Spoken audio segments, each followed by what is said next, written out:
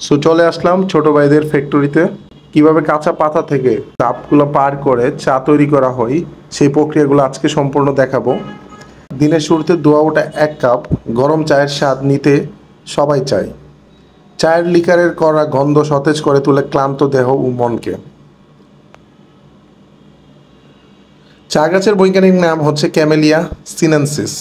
প্রচুর বৃষ্টিপাত হয় এমন পাহাড়ি বা উচ্চ ঢালু জমিতে চা চাষের সর্বোচ্চ উপযোগী। এই যে ছোট ভাই ইয়ামিন, ও দেখাচ্ছে চা পাতা থেকে কিভাবে প্রক্রিয়া করে একটা ধাপের পর একটা ধাপ পার করে টোটালি চা উৎপন্ন করা হয়। এই যে দেখেন কয়েকটা ধাপ পার হওয়ার পর এখানে আসছে।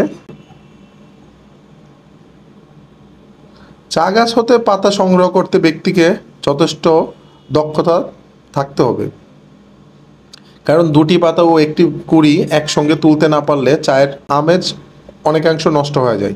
চীন ও জাপানে গড় 2-3 বার পাতা সংগ্রহ করা হয়, কিন্তু ভারত, বাংলাদেশ এবং শ্রীলঙ্কায় খুব ঘন ঘন পাতা সংগ্রহ করা যায়।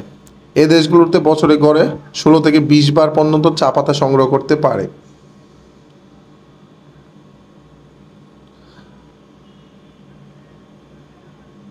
প্রস্তুত করার প্রক্রিয়া অনুসারে চাকে 5টি প্রধান শ্রেণীতে ভাগ করা যায়, যেমন কালো চা, সবুজ চা, স্টক চা, উলং চা এবং প্যারাগুয়ে চা।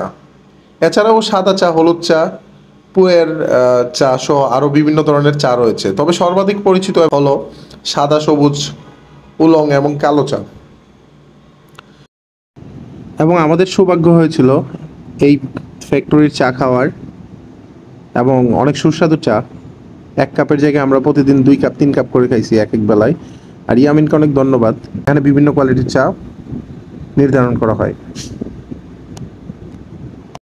সবাইকে ধন্যবাদ ভিডিওটা দেখার জন্য। আজকের পর্ব এখানেই শেষ করব। আল্লাহ হাফিজ।